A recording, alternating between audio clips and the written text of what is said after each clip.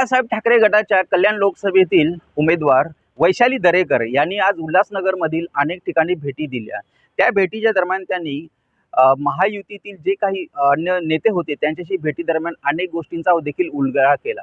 सोबतच त्यांनी सांगितले कशा प्रकारे कल्याण लोकसभेमध्ये कशा प्रकारचा हा विकास झालेला याच्यावर देखील त्यांनी चर्चा केली आणि सोबतच माध्यमांशी बोलताना त्यांनी सांगितले की येणाऱ्या काळामध्ये जर त्यांना विजयी संपादन करून दिला तर त्या अनेक प्रकारचे विकास कार्य करून देखील जनतेला त्याबद्दल एक वेगळा अनुभव देखील त्यांनी देण्याचं त्यांनी तिथे सांगितलेलं आहे। याच सोबत त्यांनी अनेक प्रश्नांना उत्तर देताना सांगितलं की उद्धव बाळासाहेब ठाकरे हा जो पक्ष हा पक्ष नव्हे तर ही एक ताकद आहे। या ताकदीच्या सोबत सगळ्यांनी उभे राहावे आणि येणाऱ्या काळामध्ये संपूर्ण देशामध्ये एक वेगळं चित्र उभं राहण्यासाठी जनतेने मदत करावी। नाही, मला खूप आनंद होतोय कारण महाविकास आघाडी एवढी स्ट्रॉंगली काम करते आहे सगळ्याच ठिकाणी। म्हणजे सगळ्याच ठिकाणी मला असं दिसतंय की एवढा चांगला समन्वय आहे। आज मला इथे काँग्रेसच्या या कार्यालयामध्ये येऊन मला अतिशय आनंद झालाय आणि इथले सुसज्ज आणि छान कार्यालय बघून तर मला खूप बरं वाटतं। ही सगळी मंडळी जी आहेत ना एका विचाराने प्रेरित झालेली आहेत आणि मला असं वाटतं की महाविकास आघाडी नक्की यावेळेला विजयी मोहर लावणार आहे। येताना तुम्ही ज्या रस्त्यांवरती आले ते अरुंद रस्ते वगैरे बघून काही ट्रॅफिकची समस्या वगैरे काही जाणवल्या का? 10 वर्षांपासून ते इकडचे खासदार आहेत, विकास तुम्हाला दिसला का कुठे येताना? नाही, विकास शोधतच आले 10 वर्षापासून। मोदीजी पण सांगतायत विकास विकास विकास विकास काही सापडला नाहीये आणि खासदारांनी खासदार फंडातनं काय कामं केली तीही मला दिसली नाहीत कुठेही। त्यांना मला असं वाटतं खासदार फंड मिळतो की नाही अशी शंका वाटायला लागली आहे। ते आमच्या डोंबिवली शहरामध्ये दाखवतात की मी रस्ते केले, परंतु ते रस्ते खासदार फंडातनं नाही केलेत। ते MMRDAचा फंड आहे, MMRDA म्हणजे त्यांच्या वडिलांची प्रॉपर्टी झालेली आहे असं त्यांनी केलेलं आहे आणि तो फंड वापरून बरं तो फंड कोणाच्या खिशातला नसतो, तो फंड आपल्यासारख्या टॅक्स पेअरच्या पैशातनं तयार झालेला असतो आणि ते पैसे उधळण्याचं काम ते करतात। आता मॅडम मागच्या वेळेस इथे शिलाई मशीन आणि घरघंटी देण्याच्या नावाखाली अनेकांना महिलांना बोलवलं गेलं, त्यावेळेस अनेक महिलांना त्यांचा रोष त्यांना प्राप्त झालेला आहे, त्याबद्दल आपण काय सांगा? नाही, कसं आहे माहिती आहे का, आता आचारसंहिता लागायच्या वेळेला आणि ते चालू असताना सुद्धा त्यांनी घरघंटी वगैरे देण्याचे प्रकार केले असं कानावर आलंय। हे अत्यंत चुकीचं आहे। म्हणजे हे कसं आहे सत्तेचा गैरवापर। जसं मी आत्ता बोलताना बोलले की ब्रिटिशांच्या काळात जी दडपशाही होती तशी दडपशाही इथे चाललेली आहे आणि घरघंटी द्यायची म्हणून महिलांची नावं घ्यायची आणि त्यांना घरघंटी द्यायची नाहीत, हे अतिशय वाईट गोष्ट त्यांनी केलेली आहे। घरघंटी ते काही कोणाच्या खिशातल्या पैशातून देत नव्हते, परंतु हा जो हीनकारक प्रकार म्हणजे महिलांना बोलून न देणं अपमानास्पद प्रकार त्यांनी केलेला आहे, त्यासाठी मला असं वाटतं त्यांना महिला माफ करणार नाही। या प्रकरणी उल्हासनगर महापालिकेने निवडणूक आयोगाच्या मार्फत एक गुन्हाही दाखल केलेला आहे मध्यवर्ती पोलीस ठाण्यामध्ये। तर त्याबाबत तुम्ही निवडणूक आयोगाला काय सांगाल की आचारसंहितेचा भंग होत असताना निवडणूक आयोग गप्प का होता? त्यांच्या हातचं बावलं आहे निवडणूक आयोग। आपल्या सगळ्यांनाच माहिती आहे निवडणूक आयोग आत्तापर्यंत काय करत आलंय। निवडणूक आयोगामधले अध्यक्ष जे होते म्हणजे कमिशनर जे होते त्यांनी राजीनामा दिला, तडकाफडकी सोडून गेले। असं निवडणूक आयोग जे पंतप्रधान आणि त्यांचाच एक मंत्री युनियन मिनिस्टर ते ठरवणार आहे, ह्या निवडणूक आयोगाला काय अधिकार असणार? ते बावले आहेत, कठपुतली आहेत ते, त्यामुळे त्यांच्याकडनं आम्ही अपेक्षाच करत नाही कुठली कारवाई करते त्यांच्यावर। उल्हासनगर शहरामध्ये तुमचा दौरा असताना पोलिसांकडून अनेक नेत्यांना विचारलं जातं की तुम्ही परमिशन घेतली आहे का नाही, हा काय प्रकार आहे? परमिशन कशाला घ्यायला पाहिजे आमच्या घरच्या लोकांकडे भेटायला?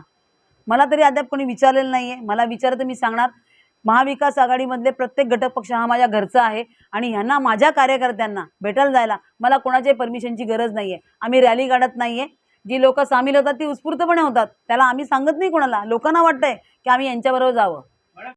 भारतीय जनता पक्षाने सन्माननीय मुख्यमंत्री एकनाथ शिंदे यांच्या मुलगा अर्थात खासदार श्रीकांत शिंदे यांचं तिकीट जाहीर केले। याबद्दल विचारलेल्या प्रश्नावर त्यांनी उत्तर दिले की ही एक त्यांनी उत्तर देताना अत्यंत खोचक उत्तर दिले की आता सध्या शिंदे गटाचा हा जो रस्ता आहे, जो प्रवास आहे कशा प्रकारे चालला आहे हा संपूर्ण जनता बघत आहे। त्यामुळे आता उद्धव बाळासाहेब ठाकरे यांच्याच पाठीमागे खंबीरपणे उभे राहावे आणि आम्हाला यश संपादन करू। पिता वडील मुख्यमंत्री असताना देवेंद्र फडणवीसांना उमेदवारी जाहीर करावी लागते, काय सांगाल यावर?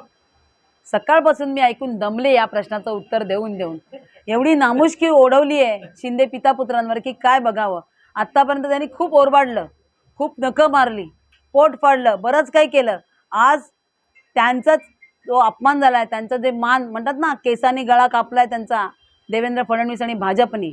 मला श्रीकांत शिंदेने एवढंच विचारायचं नक्की त्यांना माहिती आहे का त्यांचं चिन्ह कुठलं आहे? ते कमळ आहे का धनुष्यबाण? एवढंच मला म्हणायचं आहे। आणि ज्या धनुष्यबाणाला आम्ही पवित्र मानत होतो, ज्या धनुष्यबाणाचा धनुष्यबाण या चिन्हाचं आमचे माननीय बाळासाहेब ठाकरे देवाऱ्यामध्ये पूजा करायचे, अशा धनुष्यबाणाला त्यांनी त्या भाजपच्या पायाशी नेऊन ठेवलं आहे. यासाठी शिवसैनिक त्यांना कदापि माफ करणार नाही. याची त्यांना फळं भोगावी लागतील. याची परतफेड नक्की होणार या 20 मेला. गणपत गायकवाड समर्थकांनी श्रीकांत शिंदेच्या प्रचारावरती बहिष्कार टाकलेला आहे आणि त्यावरती गोपाल लांडगेंनी थेट त्याच कार्यकर्त्यांना सुनावलं की तुम्ही बहिष्कार टाकला तरी गणपत गायकवाडांचा जामीन होणार नाही. याचा अर्थ काय, कोर्ट पण शिवसेना शिंदेसेना हँडल करते असं वाटतं का तुम्हाला?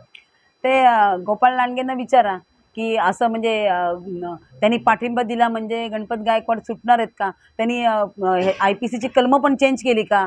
त्याच्यामध्ये असं टाकलं का की आम्हाला पाठिंबा म्हणजे ह्यांची सुटका, असं काही केलं आहे का? ते गोपाळ लांडगेंना विचारा तुम्ही, त्यांना जास्त माहिती असेल त्याच्याबद्दल. कल्याण लोकसभामध्ये एक लेखीला इथे आता तिकीट देण्यात आलेलं आहे. एक लेख म्हणून आपण मतदारांना काय आव्हान करू?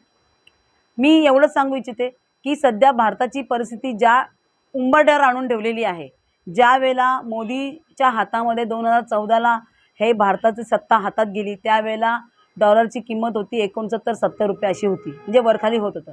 आज 83 रुपयाच्या वर गेला आहे, 86पर्यंत आला आहे. म्हणजे रोज फ्लक्च्युएट होत असतो, पण इथपर्यंत आला, इतका आपला रुपया घसरला आहे. आणि असं असून म्हणून महागाई वाढली आहे. आज भाज्या, दैनंदिनी भाज्या वाढलेल्या आहेत, महाग झालेल्या आहेत. सिलेंडरचे भाव वाढतात, आता कमी केले आहेत पण ते वाढलेलेच आहेत.